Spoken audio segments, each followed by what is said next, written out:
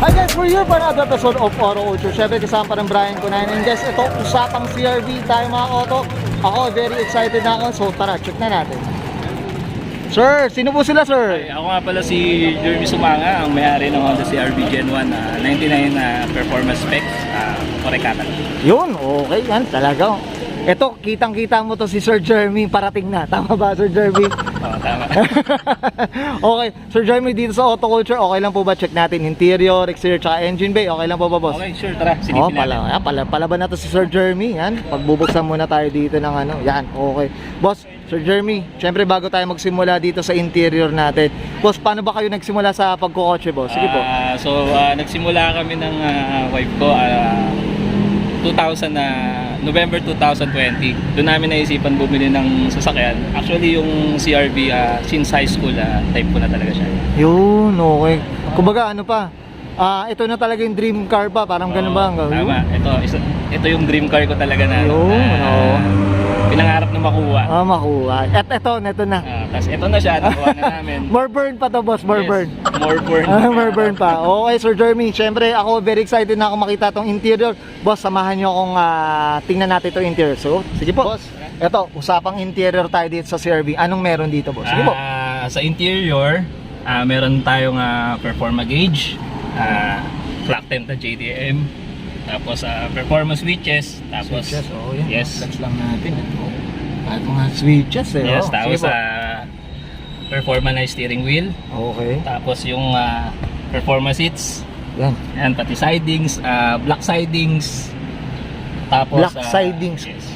Ito black ito pala yung tawag sa ganito. Okay. Performa na. Okay. And then tweeter pads. Tweeter pads, yan. Ito. Okay. Sige boss. So meron tayong shades. Shade holder. Yan. Air refiner. Yan. Yan, no? Yan, so ganun din sa likod. Tapos sa likod. yung yan. Flex lang natin, no? Sir Jeremy, Okay. okay, tapos performa mattings. Yan. Diyos ko. Boss, nakaapak ako, boss, pasensya na muna, Ayan, ayan, no? Tsaka mukhang hindi mo pinapapakan. Hindi. Hindi talaga, Ngayon lang. Ngayon lang. Dahil sa shoot lang, ayan. Dahil sa shoot. Yan, so, okay. Ito yung loob niya, so may ETC rin tayo. Ito, anong purpose yan, Sir Jeremy? Token card.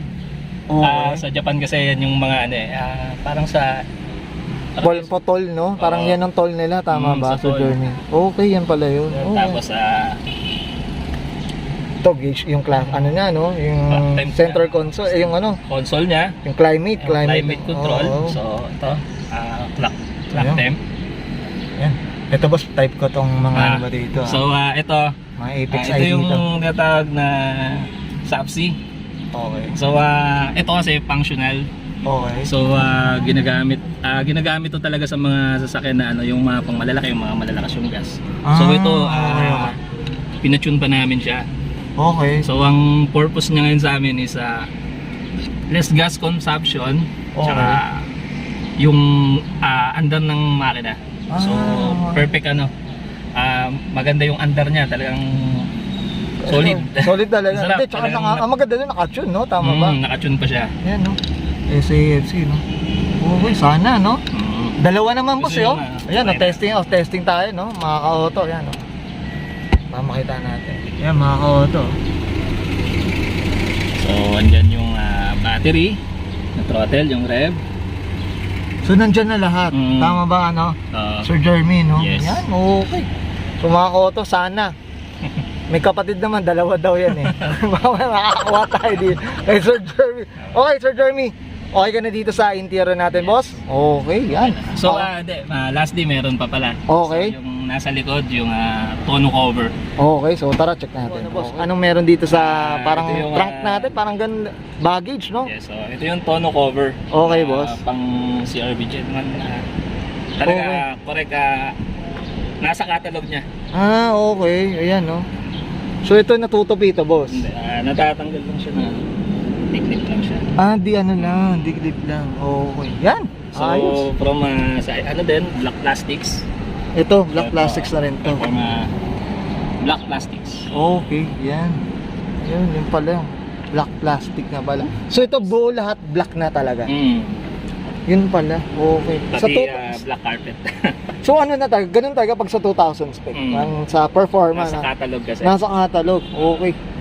Okay, yan. So okay ka na dito, Sir Jeremy? Yes, sir. So check naman natin yung exterior, boss. Okay. So tara, check natin. Pang exterior, boss, anong meron dito, boss? Sige po.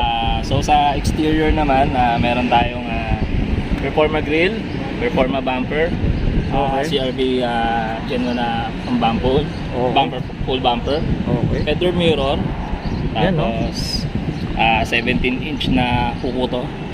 Ito, anong JDM din to, boss, no? Japan din, yan, mga auto. 17s, no? Tama ba, Sir Jeremy? Yes. Okay, yan. Ito, Sir Jeremy, personal question. Anong kulay pala to, Sir Jeremy? Dati siyang silver. Tapos ito, anong Ito siya shade? ngayon, fresh lime green. Fresh lime green. Yan. So ang ano nito pang Honda Jazz Okay. yung kulay niya ngayon. Ay, oo, tama. May nakikita akong ganitong just na kulay. Oo nga, no? So yan, mga koto. Sa mga gustong gumaya, Sir Jeremy, no? Yan, pwede kayong ganda, oh.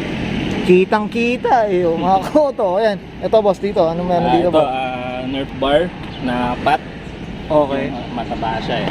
Okay. Tapos, privacy glass, green glass. Okay. Ito, green glass, ito, blue. Yan, okay. Tapos ito, Privacy. oh. Kasi ganyan talaga yung kulay niya, no? Ganyan talaga. Madilim talaga, eh, no? Talaga. Yan, ayos, no? Magkano mga nag-estimate, Sir Carl, Sir Jeremy, yung ganitong ganitong mga boss? Sa salamin, boss. Sa salamin. Secret na lang, boss. Secret na lang. Secret na lang. PM na lang daw sa akin ni Sir Jeremy. PM na lang, sabi ni Sir Jeremy. Okay yan, mga ka-auto. Ayan, oh. Tsaka itong tawag dito? Visor. Visor, boss, oh.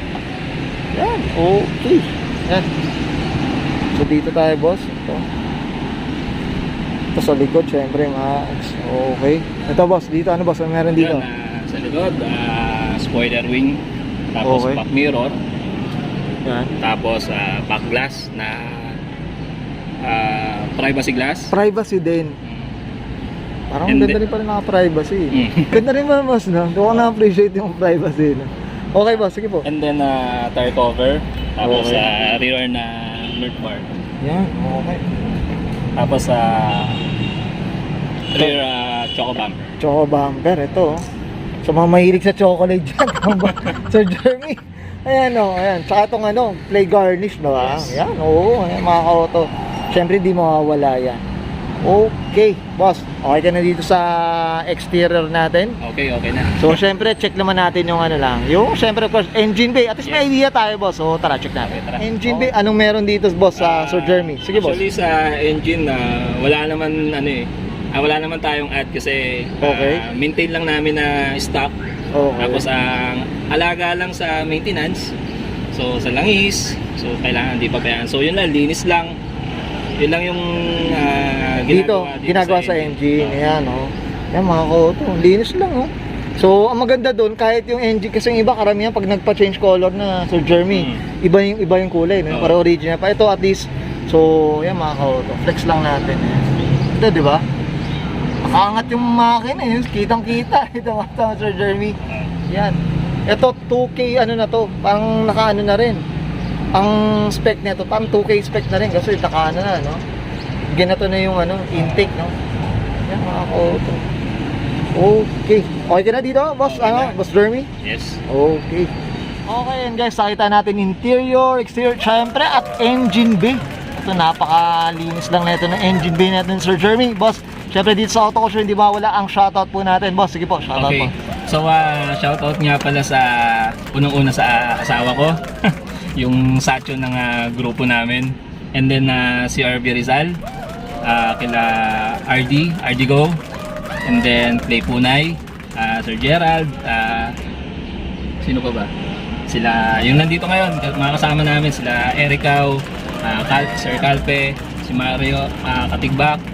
And then sa Hontec, Hontec Marikina na nag-aalaga ng engine namin, makina, kaya laging maayos, wala kaming problema. And then sa mga friends ko, mga tropang salbahe, Yan, And then, okay. sa San Mateo. And then, tsaka sa Coffee Project. Salamat sa dito sa venue Yun, na okay. pinag-shootan namin ni Sir, Autoculture. Yan. And then kay Autoculture, thank you. Nabigyan ako ng opportunity. Yan, okay. So, thank you so much. Yan, thank you, Sir Jeremy. Okay ka na, Boss Jeremy? Yes, okay na. Okay, I'm sure at many to mention. So sa mga hindi na pasalamatan, boss, at na-shoutout, kilala niyo na daw yun. Oo. Tama ba, Sir Jeremy? Tama. Okay. Pasensya na, kinakabahan eh. Ito, minum pa ng kape daw, Sir Jeremy nito. Okay, Sir Jeremy. So, okay na po sila? Okay na. Okay, so guys, this is Brian Kuna and Sir Jeremy sumama para sa 1999 Honda CR-V Performa 2K spec. And this is Autoculture. Oh, mga ka-auto, nandiyan pala kayo. Ay, another successful shoot na naman tayo mga ka-auto. Siyempre, medyo marami-rami shoot natin. And of course, syempre, minsan nakakalimutan na natin kumain. And of course, syempre, thankful tayo. Of course, pinadalan tayo na ng Lens homemade siomai. Meron sila mga variety na mga beef and pork siomai mga kauto. And hindi lang yun mga kauto. Ang kagandahan pa noon, meron silang homemade din na chili oil mga kauto. And of course, syempre, mga prices na napakamura and affordable, yung kagandahan. Hindi lang sulit na sulit yung presyo nila. Mga kauto, ito yung pinadala sa atin ng Lens homemade siomai. So ito beef tong pinadala tong dala ko ngayon. So ito meron din silang pork siomai. So for syempre mga kauto, hindi syempre kailangan tikman natin mga kauto. So may kalamansi na rin mga kauto. And of course syempre yung chili oil nga mga kauto. Ito, itikman na natin. Malinamnam mga kauto. And of course syempre hindi puro wrapper mga kauto. So yun ang kagandahan sa Lens homemade siomai mga kauto. Ako hindi ko na patatagalin to. Syempre ubusin ko at napakasarap.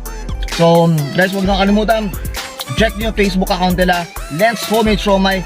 Check nyo, nandiyan yung contact number nila mga kauto. And of course syempre ano pa yung natay nyo, so order na.